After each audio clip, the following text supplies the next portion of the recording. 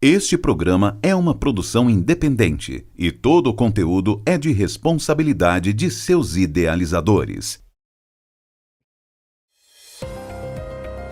Olá, muito boa noite! Está começando mais uma edição do nosso jornal Com Brasil Alto Tietê, trazendo as principais informações aqui da região do Alto Tietê para você. E hoje vamos falar de polícia, saúde e também cultura. E tem a nossa análise política. Vamos também bater um papo com o presidente da Câmara de Ferraz de Vasconcelos. Está no ar o Notícias com Brasil Alto Tietê, edição desta quinta-feira.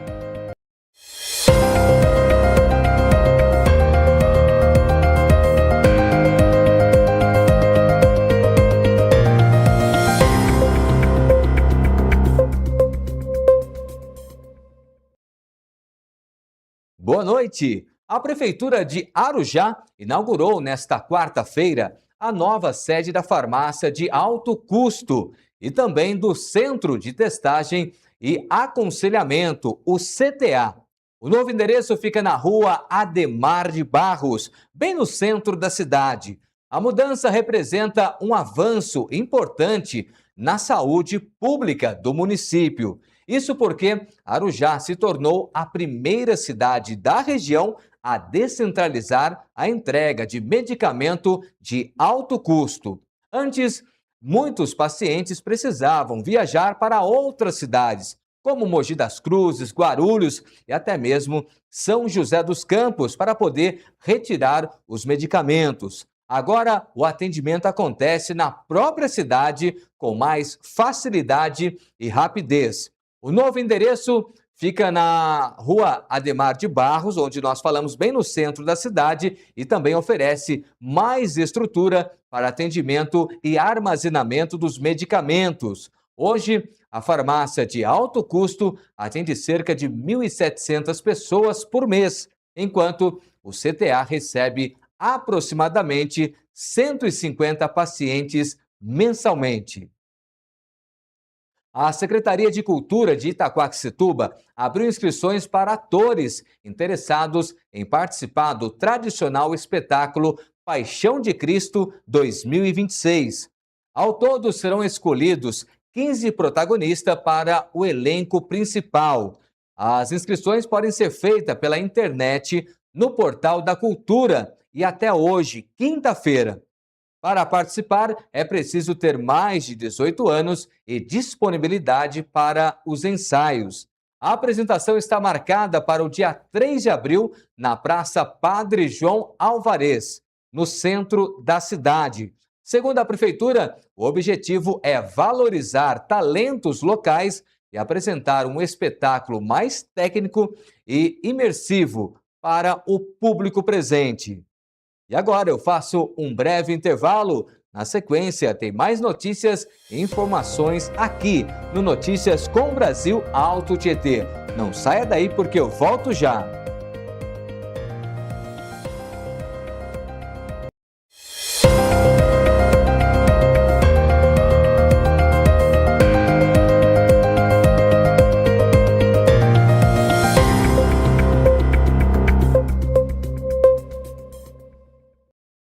Sua marca precisa aparecer do jeito certo. Na CM Propaganda e Assessoria, cada projeto nasce com uma estratégia, criatividade e propósito.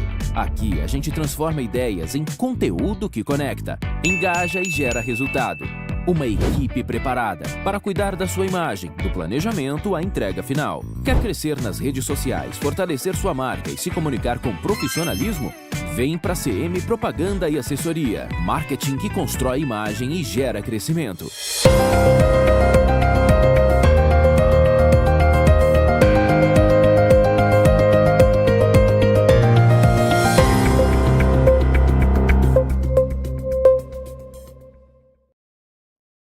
Estamos de volta com Notícias com o Brasil, edição desta quinta-feira, e hoje é dia da nossa análise política. Romildo Campelo vai trazer para a gente todo o cenário político e hoje tem muito o que falar sobre a política no nosso país. Vamos, então, trazer Romildo Campelo para o nosso bate-papo de hoje. Romildo, boa noite mais uma vez, seja bem-vindo. Boa noite, Cláudio Marcelo, boa noite a todos e a todas que nos acompanham na Com Brasil Alto Tietê.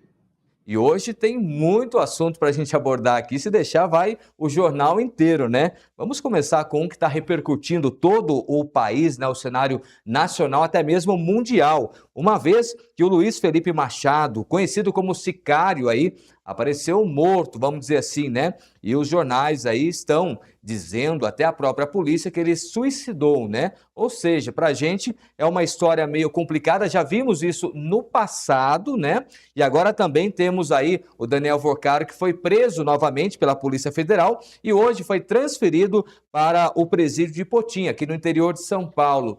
Romildo, como é que você avalia toda essa situação, esse cenário? Tem alguma coisa a ver com a política? Pode mexer totalmente no cenário tanto nacional quanto estadual com essa questão agora da prisão do Vorcaro?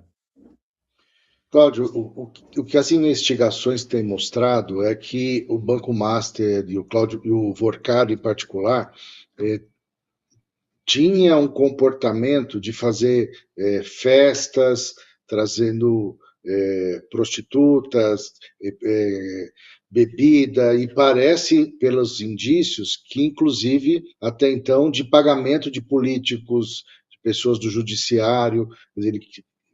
O que as investigações têm mostrado é que ele tinha uma rede de sustentação com muita gente da classe política, fiscais, juízes, e isso é uma preocupação de muita gente de quem participou dessas festas, que o que parece ele exigia que todo mundo entrasse sem aparelho celular, mas ele gravava tudo e tinha as imagens de todo mundo que participou dessas festas. E essa pessoa que apareceu morta agora, esse apelido de Sicário é um apelido muito comprometedor, porque sicário é um sinônimo de assassino de aluguel, né? Uma pessoa Sim. que é paga para matar outras pessoas. Então, é um apelido muito pesado e que, se era essa a função dele, coloca o Banco Master na categoria de máfia, de cartel, né? No comportamento de crime organizado. E esse suicídio é muito estranho, é um suicídio que levanta muita suspeita de se realmente é suicídio, se realmente foi suicídio, ou é um assassinato, uma queima de arquivo, ou silenciar essa pessoa disfarçado de suicídio. O que só aumenta a crise, só mostra o quão esse Banco Master estava num comportamento fora do normal, indicando aí ligação com crime organizado, com lavagem de dinheiro, e quem estava envolvido nisso certamente vai explodir junto com tudo o que aconteceu. E parece, de novo, a gente não quer afirmar, porque isso é muito sério, é muito grave, né, que tinham políticos de primeira grandeza envolvidos com eles, né, com o Vorcaro, e isso vai dar uma repercussão enorme.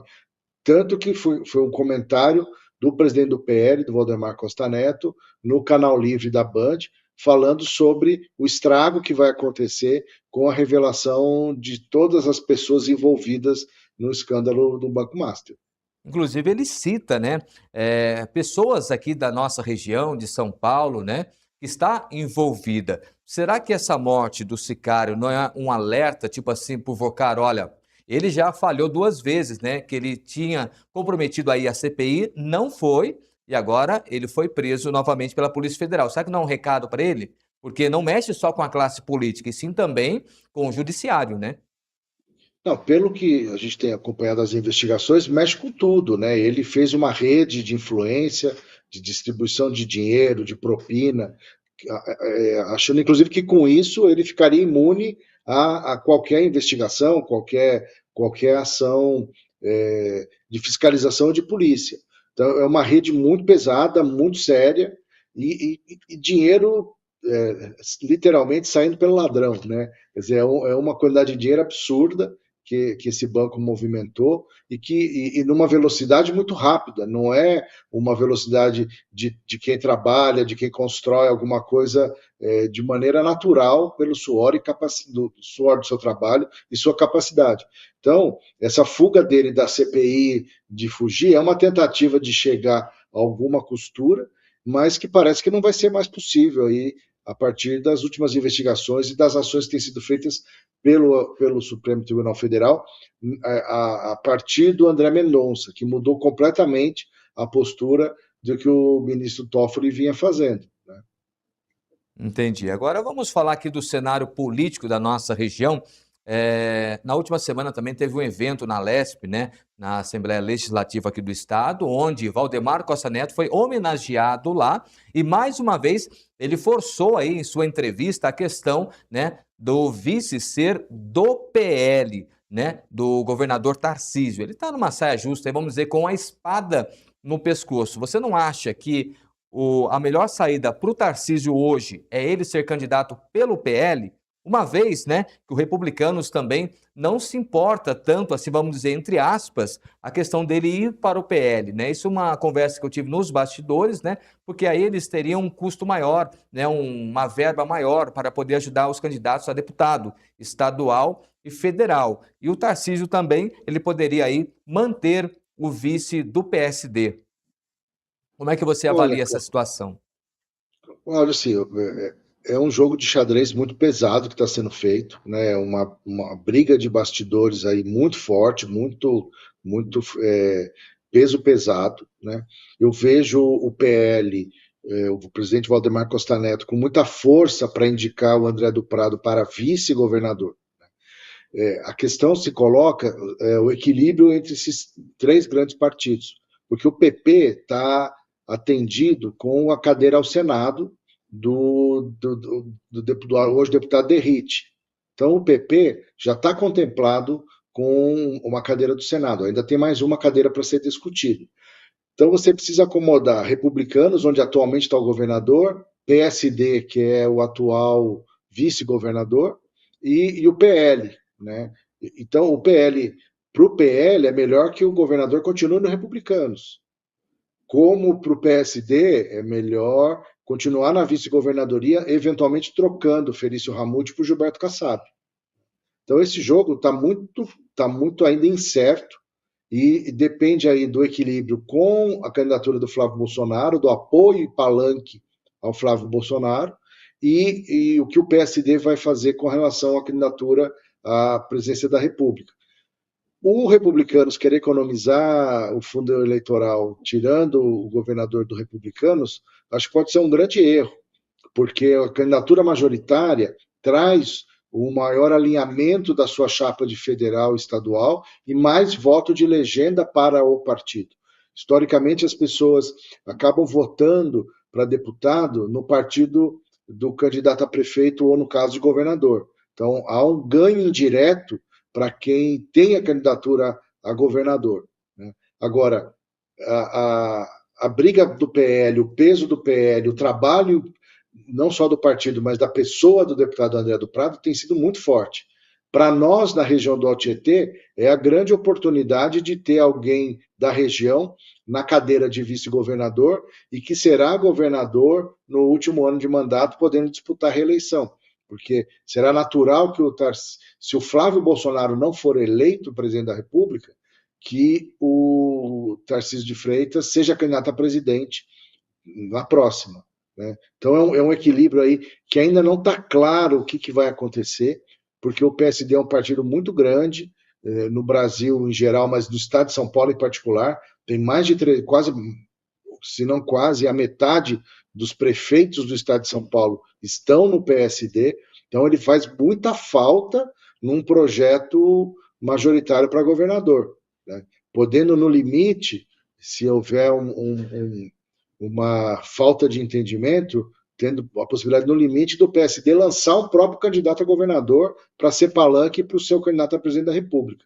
E aí embola tudo, o que é uma eleição, uma reeleição tranquila do Tarcísio, pode vir a ser uma reeleição difícil se houver uma uma divisão de forças e lançar 2 candidatos de direita e centro-direita,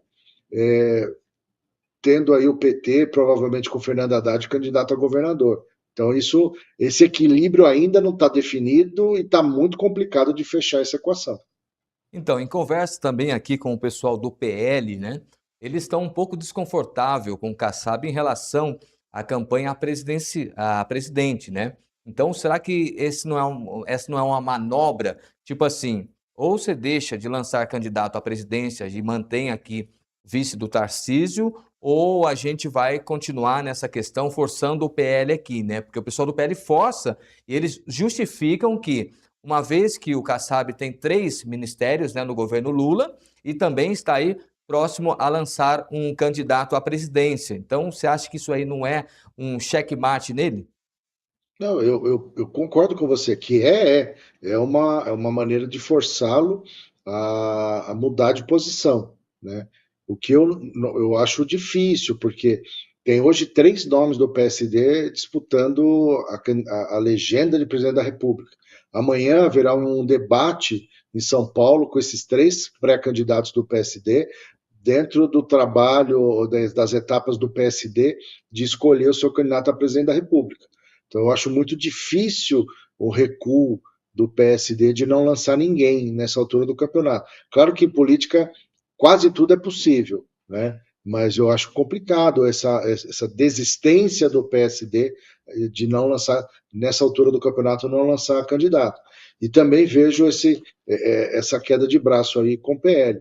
Uma eventual ida do governador para o PL reforçaria o PSD na vice, né? E não seria muito ruim para o André do Prado e para o projeto de ter a vice-governadoria, porque se o governador vai para o PL, você vai fazer chapa pura, PL, como é que vai ficar o Republicanos e o PSD? Porque o governador no Republicanos, bem ou mal, o Republicanos está mais do que representado com a cabeça de chapa, certo? Sim. E a briga é pela vice, se o PL vai abrir ou não com o PSD esse espaço. Então, eu acho muito difícil o governador ir para o PL, até porque o compromisso dele de dar palanque para o Flávio Bolsonaro está mais do que assinado, com firma reconhecida em cartório e tudo. Quer dizer, esse compromisso não vai quebrar. Então, ele não precisa ir para o PL para garantir o palanque para o Flávio Bolsonaro. Só piora, eu acho, a equação, né? Mas eu não sei ainda, é difícil ainda definir o desfecho de quem vai ser o vice-governador. Se fica para o André do Prado do PL, ou se fica com o PSD, e nesse caso, Felício Ramute ou Gilberto Kassab. Eu ainda não consigo identificar elementos no jogo político para bater o martelo e falar a decisão foi tomada. Eu vejo sim o ato, como semana passada, a homenagem, a medalha ao presidente Valdemar, como mais um ato político de fortalecer o PL, fortalecer o André do Prado, com a mobilização que fizeram com prefeitos, vereadores do estado inteiro, lotando a Assembleia Legislativa, o plenário e auditórios lotados, porque não cabia tanta gente, mostrando a força do partido no estado de São Paulo. Milton, para a gente poder finalizar, hoje, no cenário político, a gente teve aí uma manifestação a favor da direita no último domingo, né? E a gente vê também a esquerda se movimentando aí. Você acha que hoje, nesse cenário, cabe uma terceira via? Olha, Cláudio, está difícil, né? Uma terceira via tem uma dificuldade porque há uma clara polarização. O Flávio Bolsonaro, eu diria que ocupou muito bem a posição da direita, né, dos votos do pai, mas não colocou uma mobilização nas ruas nessa manifestação à altura. Tem um personagem aí que é o Romeu Zema, que não sabe o que quer ainda, o que vai fazer, se ele é candidato a presidente ou se ele é vice do Flávio ou do candidato do PSD. E Minas Gerais é um estado fundamental na vitória de qualquer candidato do Brasil, por ser um estado que fica exatamente no centro do país e representa um resumo de todo o comportamento do país. Então, quem consegue ganhar em Minas Gerais calibrou o seu discurso para o Brasil inteiro, que parte de Minas é Nordeste, é Sudeste e é Centro-Oeste. Então, ali é um resumo de tudo que o Brasil pensa e se comporta. Agora, o Flávio está muito bem do ponto de vista de intenção de voto, não conseguiu uma mobilização forte, e essa terceira via, ela tem um grande desafio aí de se colocar nesse cenário polarizado, e que a gente tem que ver aí qual vai ser o desdobramento. Não é vida fácil, não está fácil para a terceira via, né? E vai depender aí de uma habilidade de se movimentar de acordo com os fatos da campanha. Romildo, nosso tempo é curto. Mais uma vez, obrigado pela sua participação e aguardamos você aqui na próxima quinta-feira. Obrigado, Cláudio. Obrigado a todos. Um grande abraço. Até semana que vem. Eu vou para um breve intervalo. Na sequência, tem mais informações para você aqui no nosso Notícias com Brasil Alto Tietê. Não saia daí porque eu volto já.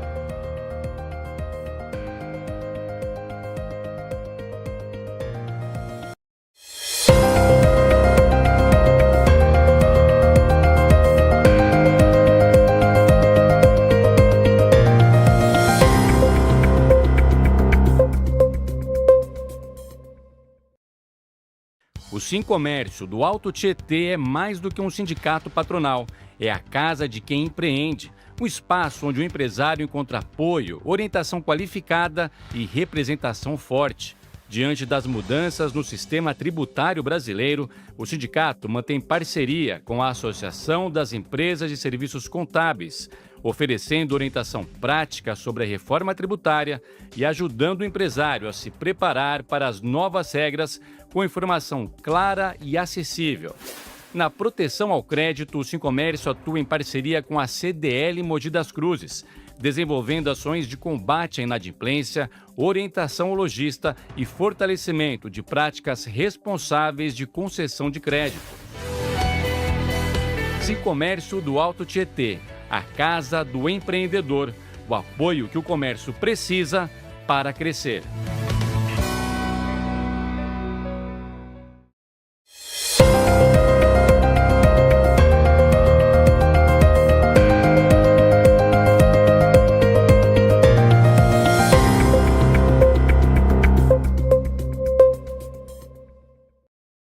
O Notícias com o Brasil Alto Tietê está de volta e hoje, quinta-feira, é dia de entrevistas. Vamos direto agora à cidade de Ferraz de Vasconcelos conversar com o presidente da Câmara, o senhor Odirley Martins, conhecido como Mineiro. Mineiro, seja bem-vindo ao Notícias com o Brasil e uma boa noite.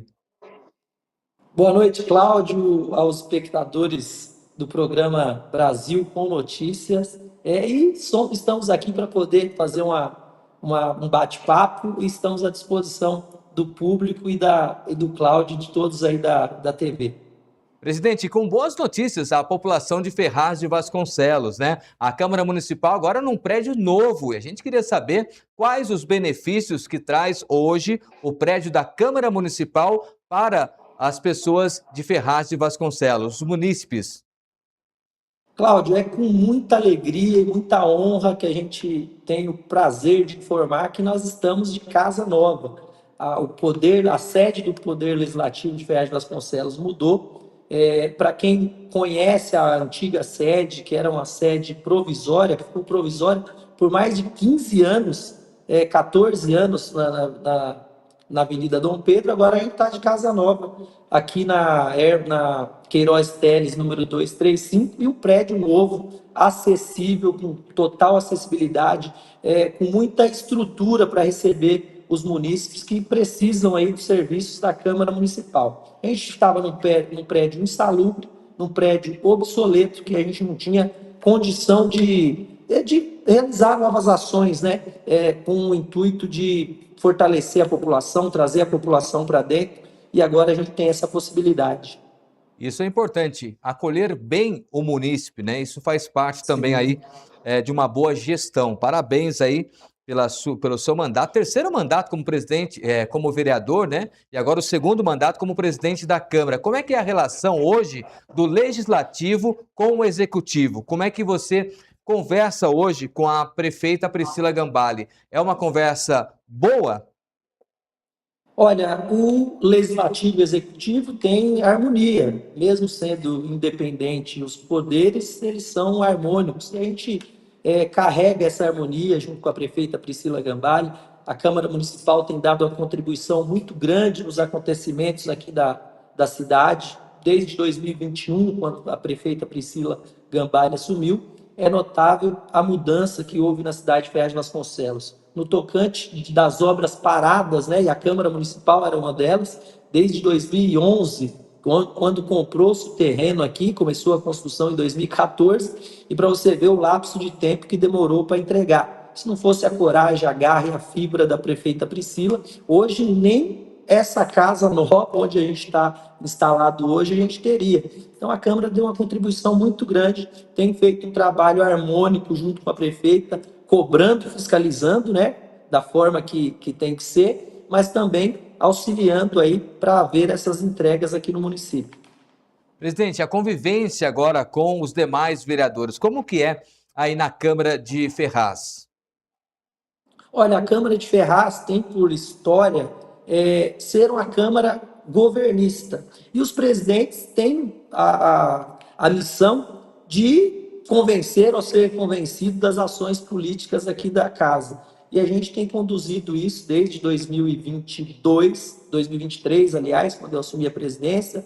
Depois mudou a legislatura, eu consegui assumir a presidência novamente. A gente tem feito esse exercício político aqui com os vereadores da Câmara, cada um divergindo na forma de pensar, mas sempre buscando o denominador comum, que é levar o bem para a população e fazer que a prefeitura entregue um bom serviço para a população. Mas no quanto, digamos, a Câmara, todos os vereadores são parceiros, mesmo que divergentes, mas parceiros. Isso é importante, né?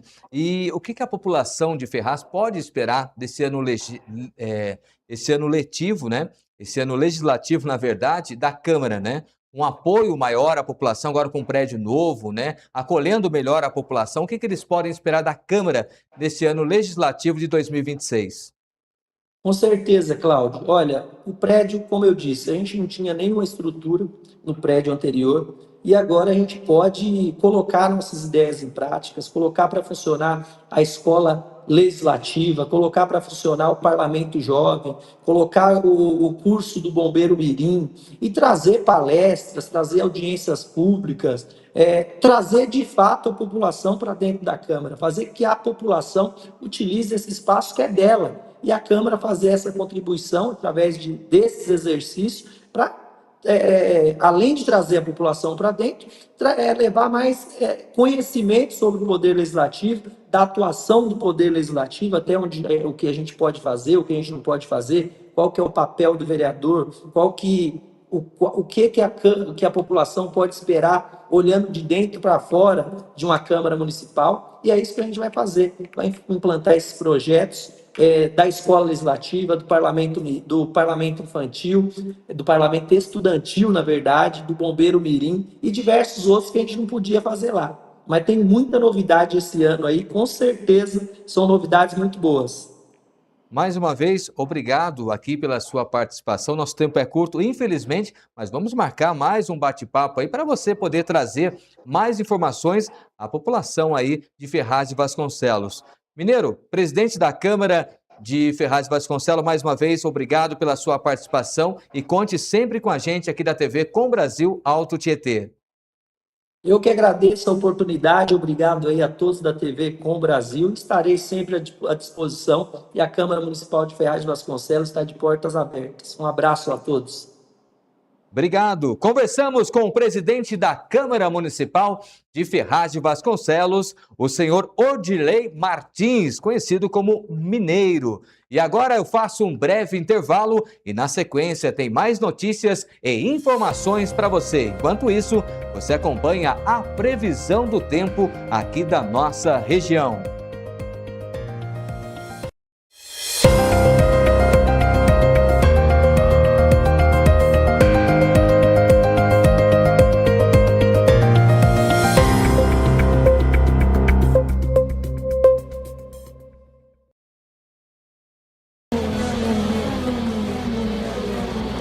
A emoção está de volta à tela da Com Brasil.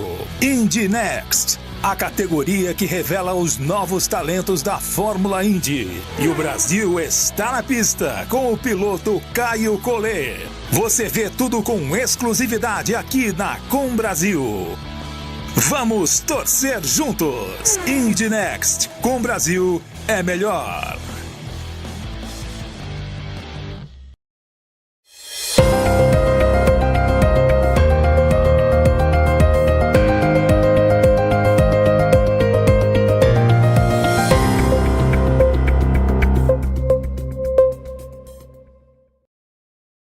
O Notícias com Brasil Alto Tietê está de volta para o nosso último bloco da edição desta quinta-feira.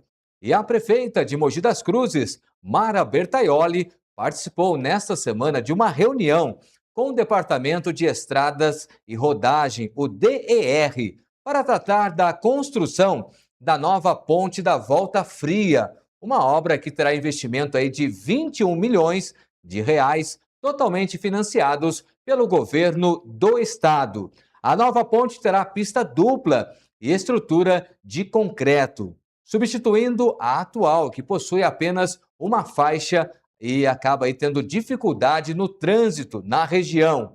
A estrada da Volta Fria é uma importante e um corredor também viário que liga a perimetral da Avenida Guilherme Jorge e também Jundiapeba. Segundo a Prefeitura, a obra deve ajudar a melhorar o trânsito, fortalecer a economia local e facilitando o escoamento da produção agrícola. E o prazo de execução está previsto para 12 meses.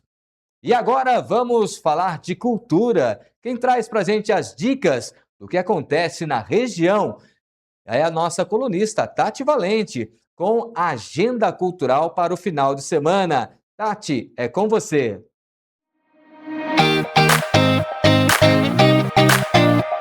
Boa noite, sou Tatiana Valente, da agência Clipe, responsável pela gestão do Instituto Lea Campus. Estou aqui para dar algumas dicas para o seu fim de semana. Nos dias 6, 7 e 8 acontece em Mogi das Cruzes o Festival Diversa, edição especial Semana da Mulher. O festival é conhecido por dar voz a artistas independentes, além de dar visibilidade para a produção cultural das mulheres em suas mais diferentes linguagens.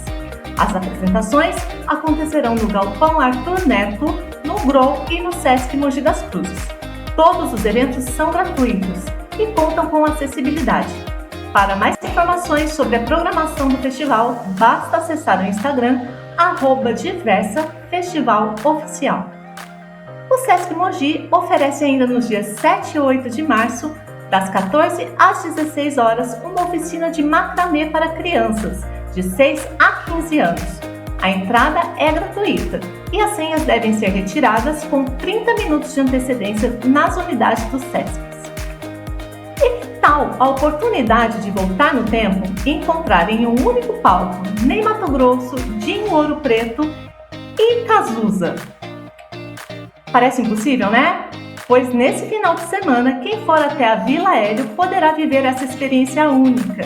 Os músicos Léo Serra, André Melo e Evandro Neves apresentarão o tributo Rock História, que promete fazer uma grande homenagem para os astros do rock Brasil.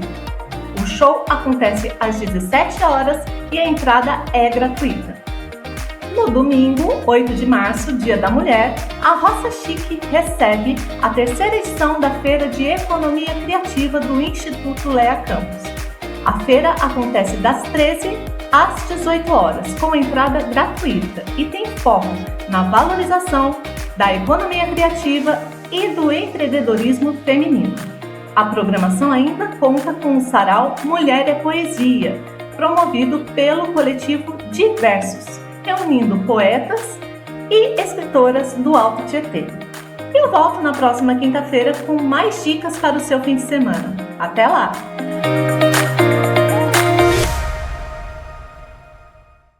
E assim chegamos ao final de mais uma edição do nosso Jornal Com Brasil Alto Tietê. Muito obrigado pela sua companhia. Lembrando que você pode acompanhar todas as notícias também pelas nossas plataformas digitais. Tenha uma ótima noite e até amanhã com o Brasil Auto Tietê, a informação que conecta você à nossa região.